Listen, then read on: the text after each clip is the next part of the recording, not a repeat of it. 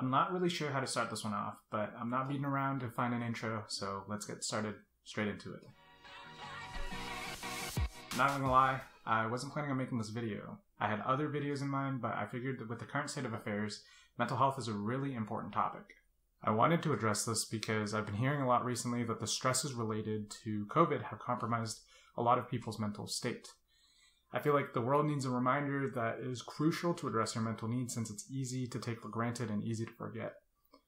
The magnitude of your mental state and all the information that it processes without your conscious effort is only realized after you've lost it all.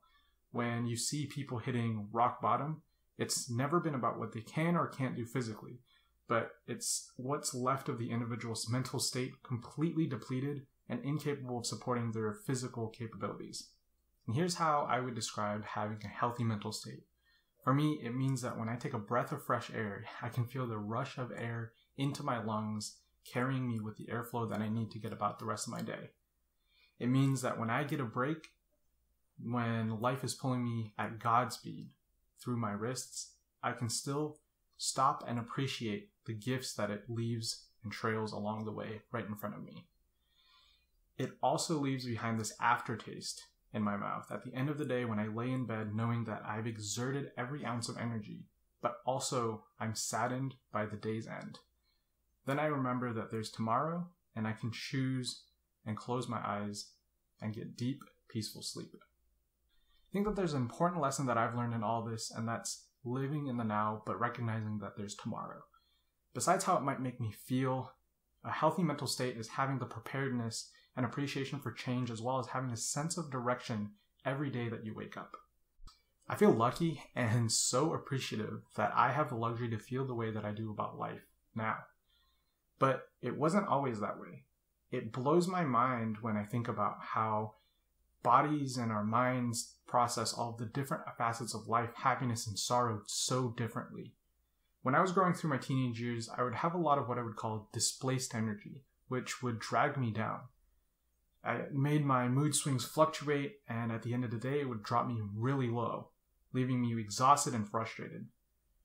I'm glad that I could call it a phase, but for a lot of people, approximately 17 to 23% of people and adults in the United States alone suffer with some diagnosable form of mental illness. I hear a lot of people nowadays that say things about fights that they can or can't be a part of because they aren't affected.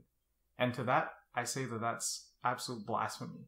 To be able to have the luxury to say that alone is a reason as to why you should and can be a voice for somebody else. I wanted to share an experience of the first time in my life that I truly had control of my mental state and what that felt like. And it's in hopes that someone somewhere out there could be encouraged to persevere a little bit more, but also give them the strength to look at the light with the darkness that surrounds them. Almost 3 years ago, on October 10th, I was going about my normal day when something felt really different. I tried to keep track of my mood previously and wondered if it was just another mood swing, but it was a day on campus when something really felt off, and this time it was different. In fact, it was so different and it felt so new that I needed to share it with somebody else. And the first person that I actually told was my cousin, who I trusted with her previous psych degree, and someone who I'd grown up with and just knew who I was.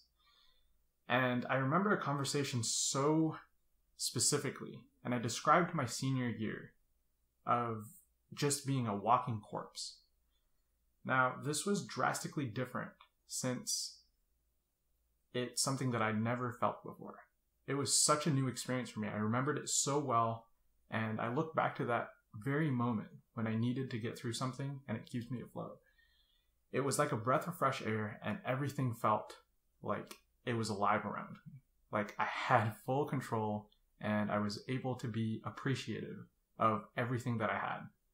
And to have the ability to feel your senses going at 100%, that was truly, truly amazing. And I wanted to share this because for a better part of a year now, I've been working from home, and I'm very lucky to be able to say that. But this was even before it was required. I got the opportunity to extend my internship and work from home in the fall before COVID, and then it continued into the spring when classes started going online. Even after graduation, I transitioned into a new job that I'm currently working, where I found out that I'd be working from home until the end of the year. I will say it isn't the easiest. It's nice to have the option to work from home, but it's also preferable to keep work away and separate. And at times it's so frustrating because it truly tests your ability to manage your time, your emotions, and your life whenever everything starts to crumble into one piece. And the things that I've realized are that, first, having a dedicated workspace and keeping it clean is so crucial to having a good mental state. Second, it's knowing when it's appropriate to work and when it's not. Keeping that separation of work and fun is so important to keeping yourself afloat. And finally, keeping yourself busy with doing the things that you love.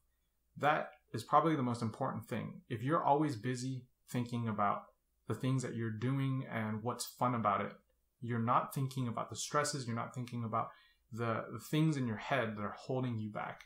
And that's truly what I think is the most important thing that's kept me going for so many years.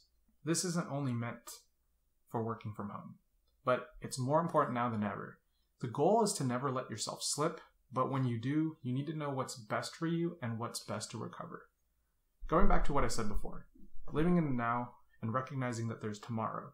For me, that means doing everything that I can and need to today, but not so far that it jeopardizes the things that are important to me now. This is my story, and thank you so much for listening to it. I hope that you share it in hopes that somebody somewhere out there will be able to find a little bit more oomph and get through their day, and maybe it even gives you a little boost. Let me know your thoughts and your stories or experiences, either by commenting or emailing me over here at twoscoopsproductions@gmail.com. To get connected, you can follow me at the socials listed on the screen or check out the descriptions down below. Stay happy and stay healthy.